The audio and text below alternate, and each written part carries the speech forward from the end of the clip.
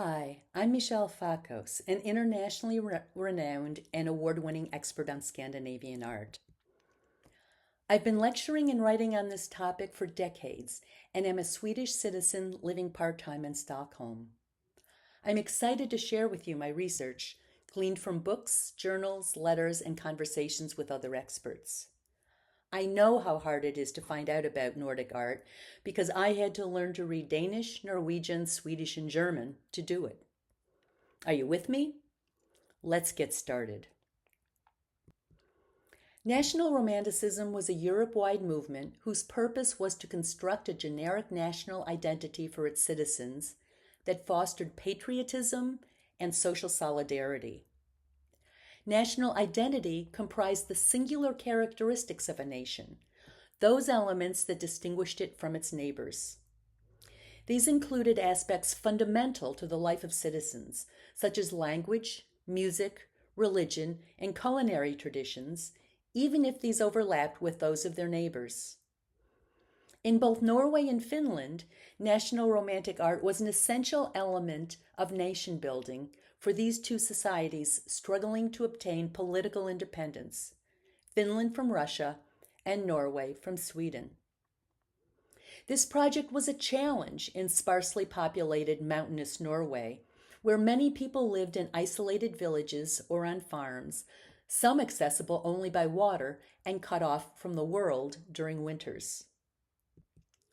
National Romanticism in Norway had two main objectives: independence from Sweden, which had governed it since 1814, and the preservation of indigenous culture, linguistic, musical, and artisanal. This included promotion of a version of the Norwegian language spoken in rural areas, nynorsk, or New Norwegian, which in the 19th century was cleansed of the linguistic reforms established by its previous Danish occupiers, whose version of Norwegian was called bokmål, or book language. Today, both are official languages in Norway, and one can read newspapers or attend theater productions in either.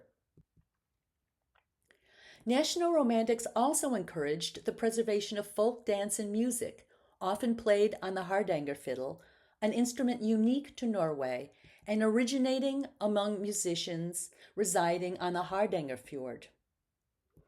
It's a beautifully carved instrument that features 4 pairs of sympathetic strings. When the specially designed bow is drawn across the top strings, the ones underneath, which are usually tuned to the same frequency as their twins, produce a singularly rich sound. National Romantic composer Edvard Grieg incorporated Norwegian folk melodies into his compositions, including his famous Peer Gynt suite. National Romantics also fostered the preservation of artisanal crafts, such as chipwork, rose painting, and textile arts, through the establishment of schools and organizations, a phenomenon occurring also in Finland and Sweden. It was the 1842 law that required 7 years of compulsory education that formed the National Romantic generation. They acquired a broad understanding of their national history, as well as of the varied regional, cultural, and political histories of this long and narrow land. Infused with this common ground, Norwegians acquired a generic Norwegian identity that included the development of an emotional attachment to their homeland.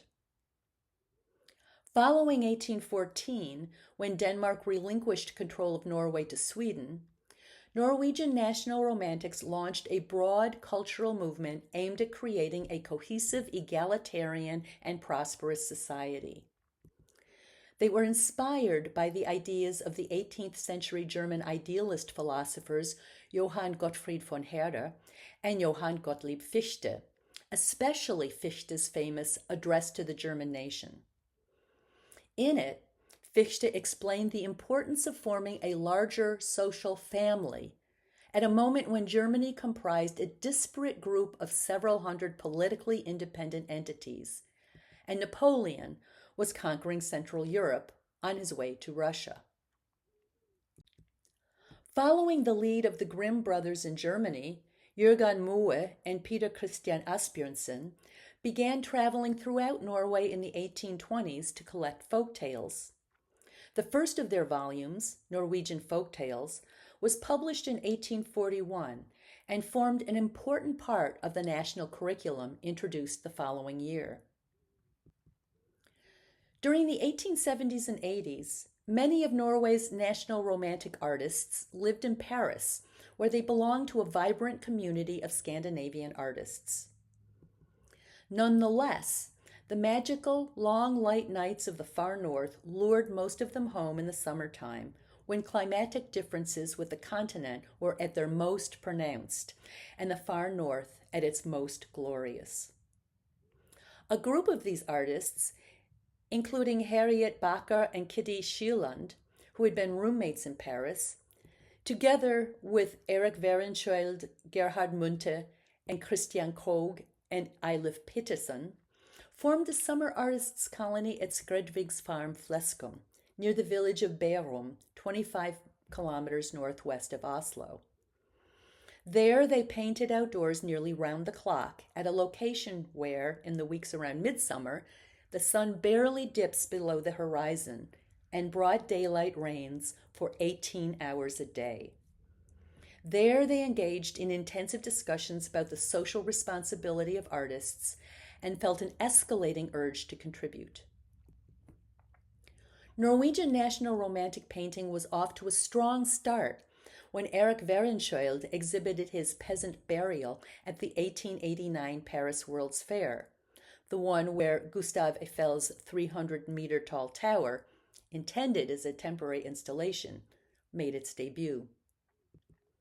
French critics, none of whom had ever set foot in Norway, praised Werenskiold's painting as a model of Norwegianness.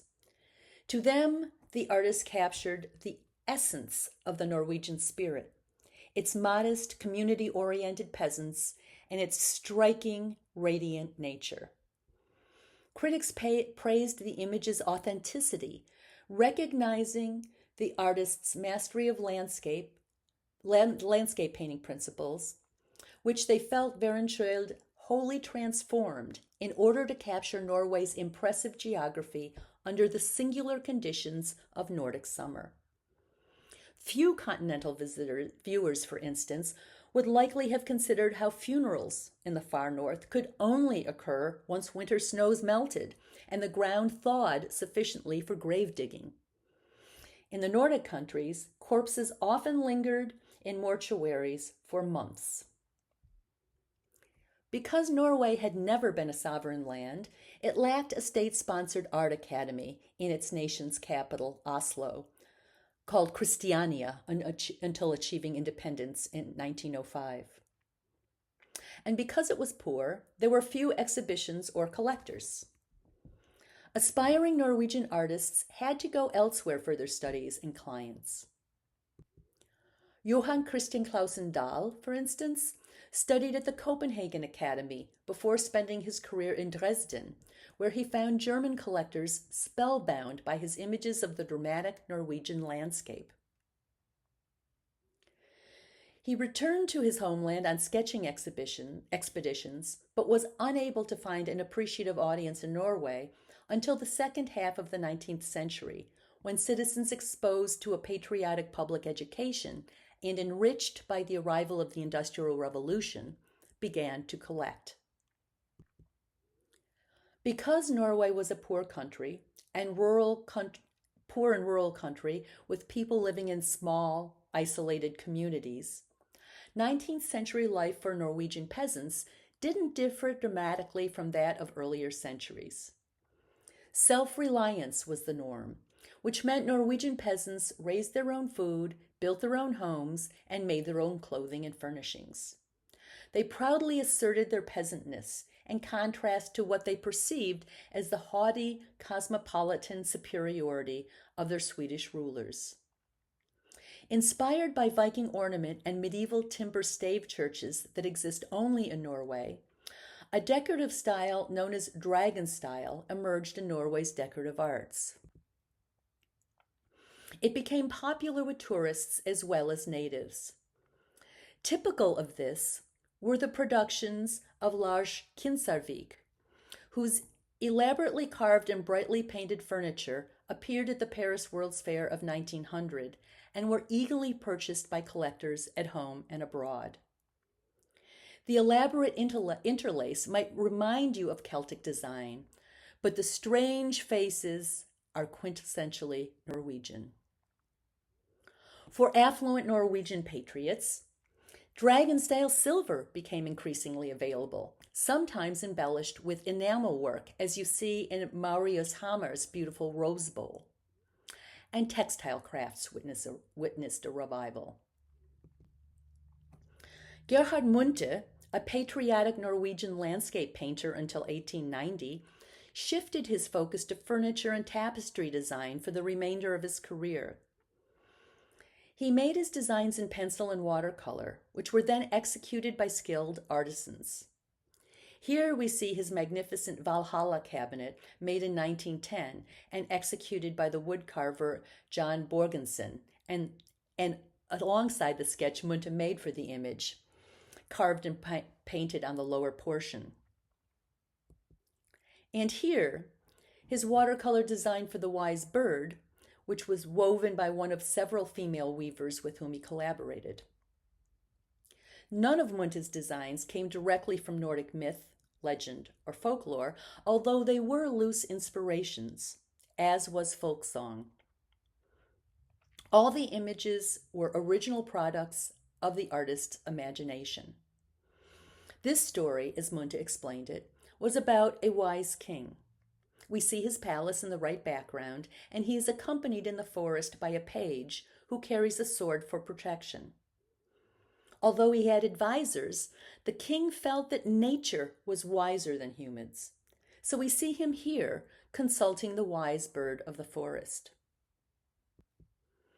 The Princess and the Golden Birds tells a similar story about the benevolent relationship between people and nature. We see the princess who rides her horse-sized saddle, accompanied by a page.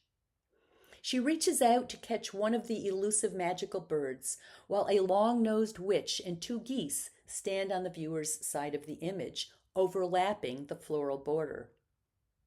Munthe's initials appear in the lower left corner, and those of the weaver, whose name we do not know, is woven into the right corner.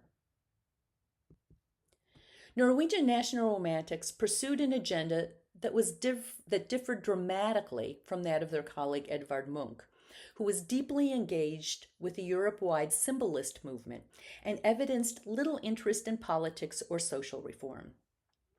Whereas National Romantics turned outward in their efforts to build psycho-emotional bridges that generated optimism, social solidarity, and well-being, Edvard Munch turned inward, exploring on the one hand his personal experiences of modern if universal emotions, fear, anxiety, love, helplessness, and on the other focused outward in a selfish way to create a public identity for himself that attracted high prices for his paintings and loyal patrons. The National Romantic movement unfolded differently and for different reasons in Denmark, Finland, Norway, and Sweden. How, you might wonder? Check out my other National Romantic videos. And if you enjoyed this content, please hit the thumbs up button. And if you'd like to keep current with new videos or support this project, please subscribe to my channel. You may leave comments and questions in the section below. And if you're interested, check out my website for related articles, books, lectures, and blog posts. What would you like to learn about Scandinavian art?